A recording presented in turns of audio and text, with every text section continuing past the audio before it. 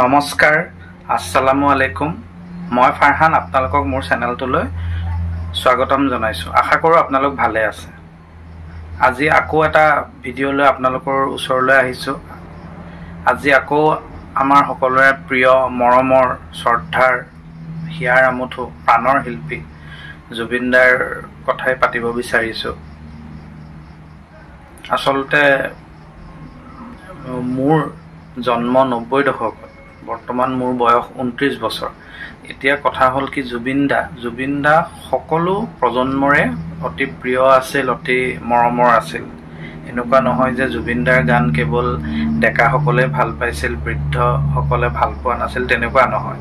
প্ৰতিটো প্ৰজন্ম, প্ৰতিটো স্তৰৰে অতি প্ৰিয় আছিল জুবিন দাৰ গানসমূহ। কিন্তু যিসকল 90 দশকত জন্ম হৈছে, তেওঁলোকৰ জীৱনত জুবিন দাৰ প্ৰভাৱ সাংঘাতিক আছিল। মানে আন প্ৰজন্মইও জুবিন দাক ভাল পাইছিল, তেওঁৰ গানসমূহৰ যি মাদকতা উপভোগ কৰিছিল, যি সৌন্দৰ্য। কিন্তু 90 দশকৰ যিসকল আছিল মোৰ দৰে, তেওঁলোকৰ জীৱনত জুবিন দাৰ প্ৰভাৱ সাংঘাতিক বেছি আছিল। কাৰণ যেতিয়া 2009-10 চনমানৰ কথা কৈছোঁ, যেতিয়া আমি হাইস্কুলৰ ওপৰ শ্ৰেণীত, নৱম দশম শ্ৰেণীত আছিলোঁ, সেই সময়ত জুবিন দাৰ খুব বিহুগীতসমূহ ওলাইছিল। আৰু তেতিয়া আজিৰ দৰে এণ্ড্ৰইড মোবাইল নাছিল, আজিৰ দৰে আনলিমিটেড নেট নাছিলে। গতিকে সেই সময়ত CD আছিলে, টেপ ৰেকৰ্ডাৰ আছিল, কেছেট আছিলে, সেইখিনিয়ে আমি শুনো। আৰু সেই সময়ত বিহু গান বুলি ক'লে বা অসমীয়া গান বুলি ক'লে জুবিন দাৰ বাহিৰে বেলেগ কোনোবা গায়কৰ কথা আমাৰ মনলৈ নাহিছিল।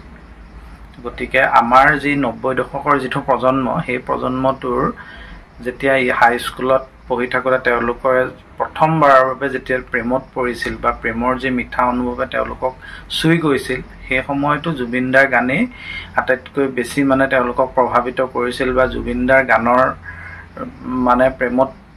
প্ৰেমত যেনেকৈ পৰিছিলে, তেনেকৈ তেওঁলোকে অনুভৱ কৰিছিলে যে প্ৰথম যেতিয়া তেওঁলোকৰ জীৱনলৈ প্ৰেম আহিছিল, জুবিন দাৰ গানৰ কলিৰেই হয়তো কোনোবা প্ৰেমিকালৈ চিঠি লিখিছিল। গতিকে সেই সময়ত 90 দশকৰ প্ৰজন্মটোৰ কাৰণে জুবিন দা বহুত মৰমৰ আছিল, বহুত বেছি তেওঁ বুকুৰ আপোন আছিল। গতিকে মনত পৰে সেই দিনবোৰৰ কথা।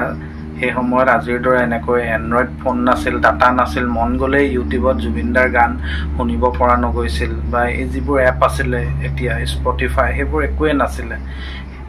গতিকে সেই সময়ত CD, টিভিটোৱে আমাৰ একমাত্ৰ সম্বল আছিল, য'ত আমি জুবিন দাৰ গানসমূহ চাইছিলোঁ। টেপ ৰেকৰ্ডাৰটো ৱাকমেন আছিলে, ৱাকমেনত আমি গান শুনো জুবিন দাৰ। গতিকে সেই দিনবোৰলৈ এতিয়া খুব মনত পৰিছে।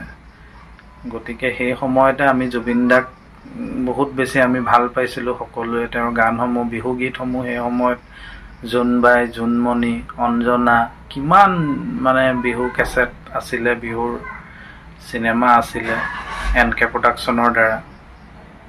আৰু NK প্ৰডাকশ্যনে জুবিন দাক বহু উচ্চ স্থানলৈ লৈ গৈছিল, আৰু জুবিন দাই NK প্ৰডাকশ্যনক বহুত কিবা কিবি দিলে।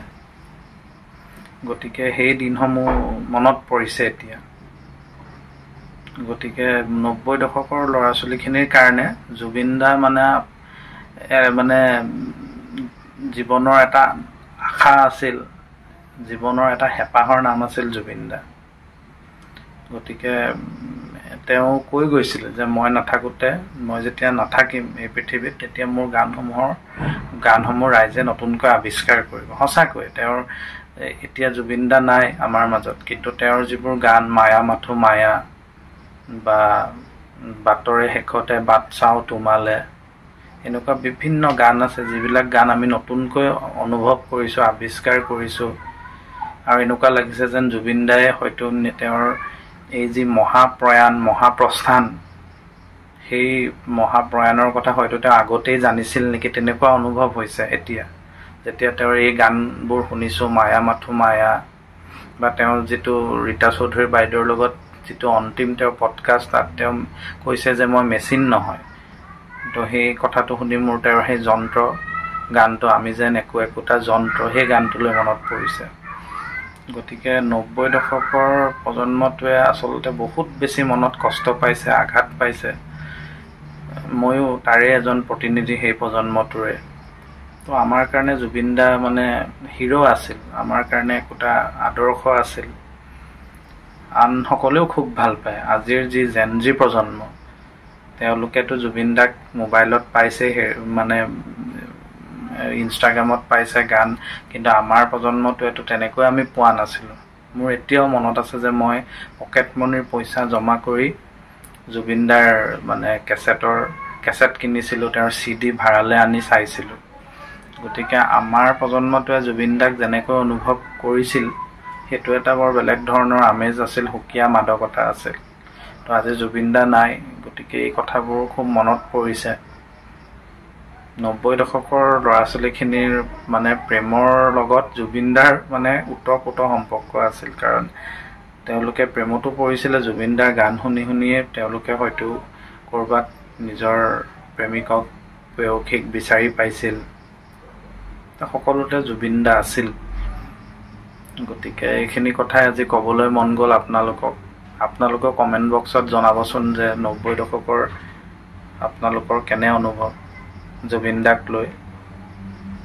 আৰু কাইলৈ যোৰহাটত আদ্য শ্ৰাদ্ধ আছে জুবিন দাৰ। সকলো প্ৰস্তুতি ইতিমধ্যে সম্পন্ন হৈছে। গতিকে বহুতো মানুহ আহিব, কেইবা লাখ মানুহৰ সমাগম হ'ব। গতিকে কাইলৈ জুবিন দাৰ চিতাভস্ম ইয়ালৈ অনা হ'ব, বহুতেই শ্ৰদ্ধাঞ্জলি জনাব। গতিকে আজি মানে আকৌ আৱেগিক হৈ পৰিছোঁ। এইখিনি কথাই ক'বলৈ আচলতে ভিডিঅ'টো বনালোঁ যে জুবিন দাৰ মানে আমাৰ শৈশৱ আৰু কৈশোৰ কালটোক, 90 দশকৰ ল'ৰা ছোৱালীখিনিক মানে শৈশৱ কৈশোৰ কালটোক বহুত বেছি প্ৰভাৱিত কৰিছিল জুবিন দাই। গতিকে বহুত এটা মানে দুখ লাগে যেতিয়া এই কথাবোৰ মনত পৰে, আগৰ দিনৰ কথাবোৰ। গতিকে সেয়াই ক'বলৈ ভিডিঅ'টো বনাইছিলোঁ, বৰ বিশেষ একো নকওঁ। পুনৰ নতুন এটা ভিডিঅ'ৰ সৈতে আপোনালোকক লগ পাম। আজিলৈ বিদায় লৈছোঁ। ধন্যবাদ।